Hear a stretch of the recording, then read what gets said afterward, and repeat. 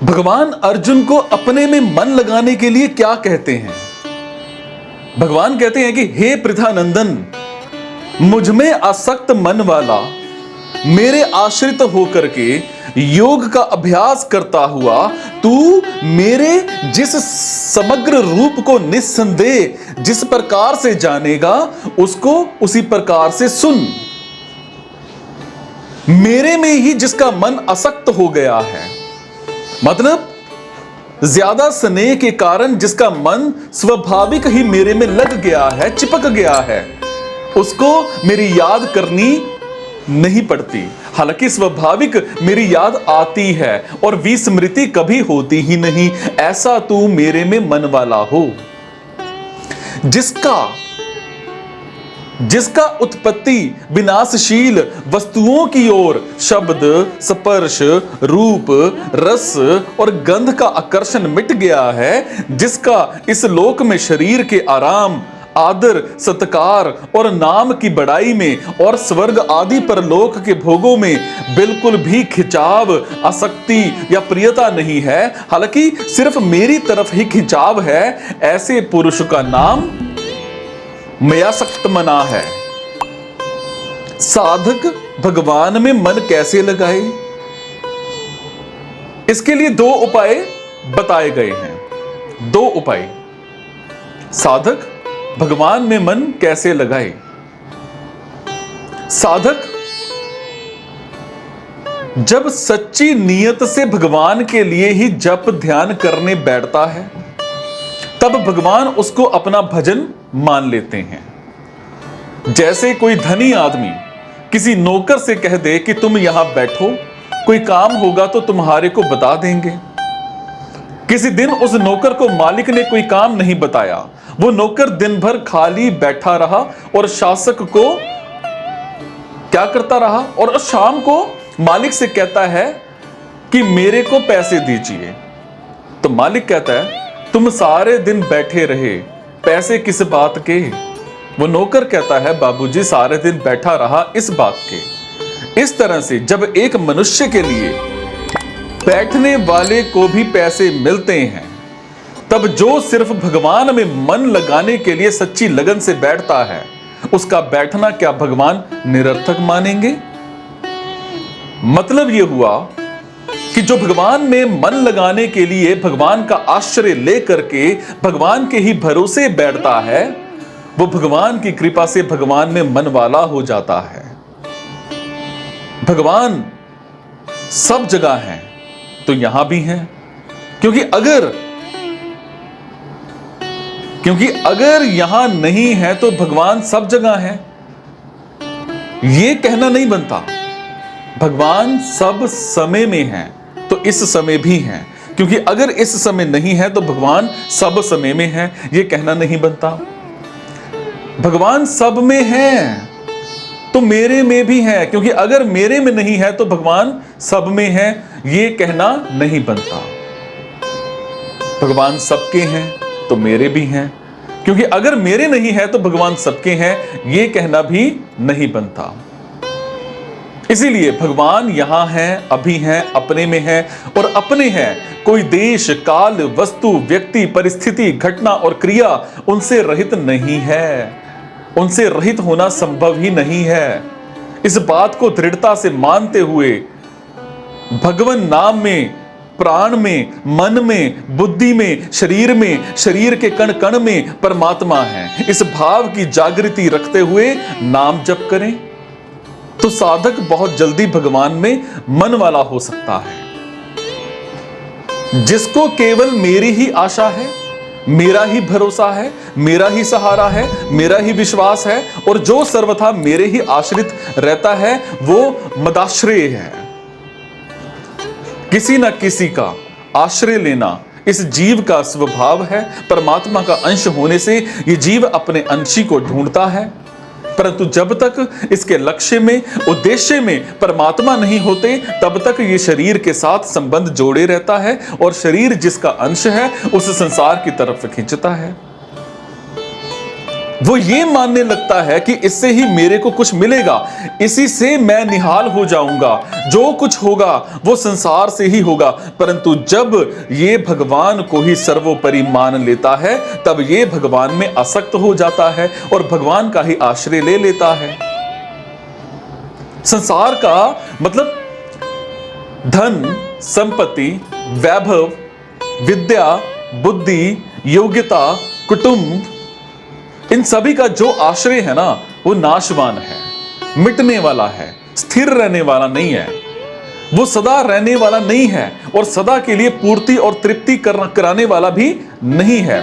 परंतु भगवान का आश्रय कभी बिल्कुल भी कम होने वाला नहीं है, क्योंकि भगवान का आश्रय पहले भी था, अभी भी है और आगे भी रहेगा।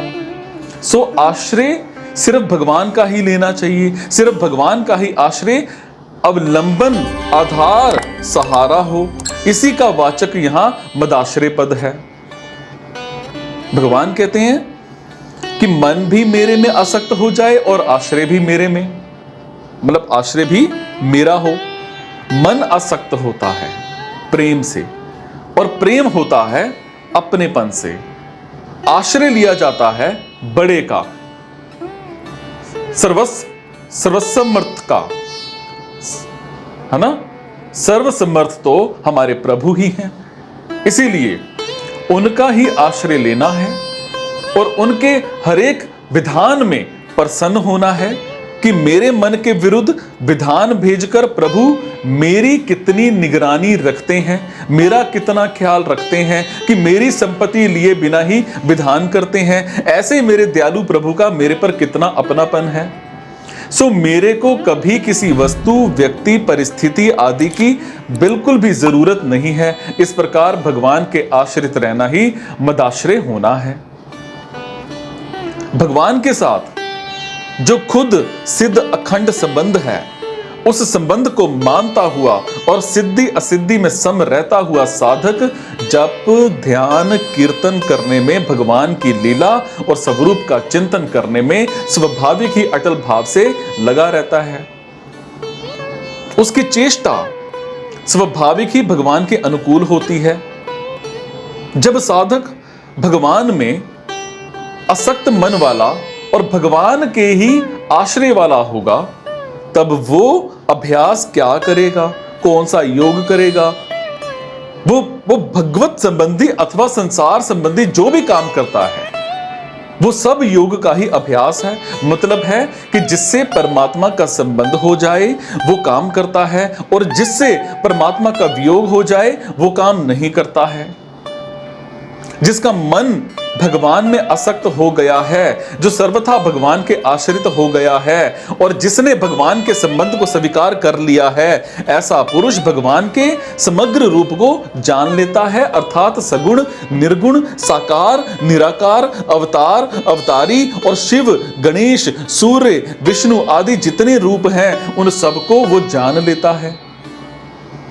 भगवान अपने भक्त की बात कहते कहते अघाते नहीं हैं और कहते हैं कि ज्ञान मार्ग से चलने वाला तो मेरे को जान सकता है और प्राप्त कर सकता है, परंतु भक्ति से मेरा भक्त समग्र रूप को जान सकता है और इष्ट का अर्थात जिस रूप से मेरी उपासना करता है उस रूप का दर्शन भी कर सकता है। तू जिस प्रकार जान सके वो प्रकार भी कहूंगा। जिस तत्व को तू जान सकता है उसका मैं वर्णन करता हूं, तू सुन।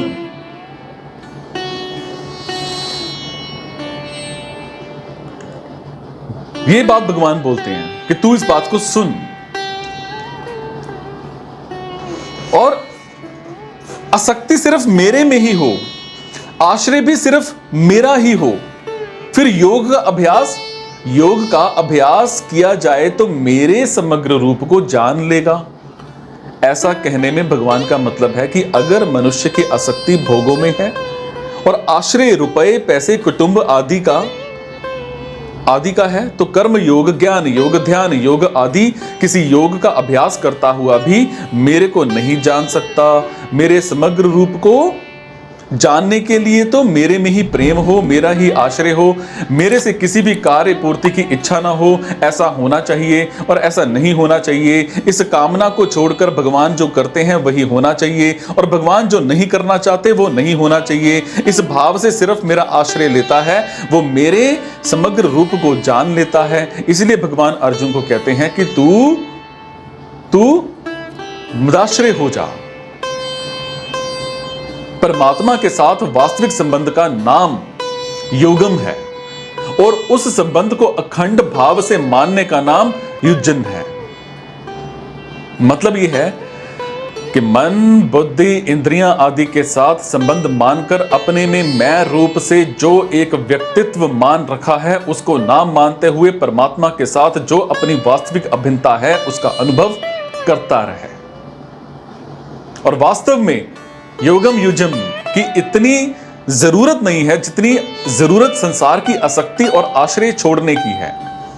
और संसार की आसक्ति और आश्रय छोड़ने से परमात्मा का चिंतन खुद स्वाभाविक होगा और संपूर्ण क्रियाएं निष्काम भाव पूर्वक होने लगेंगी।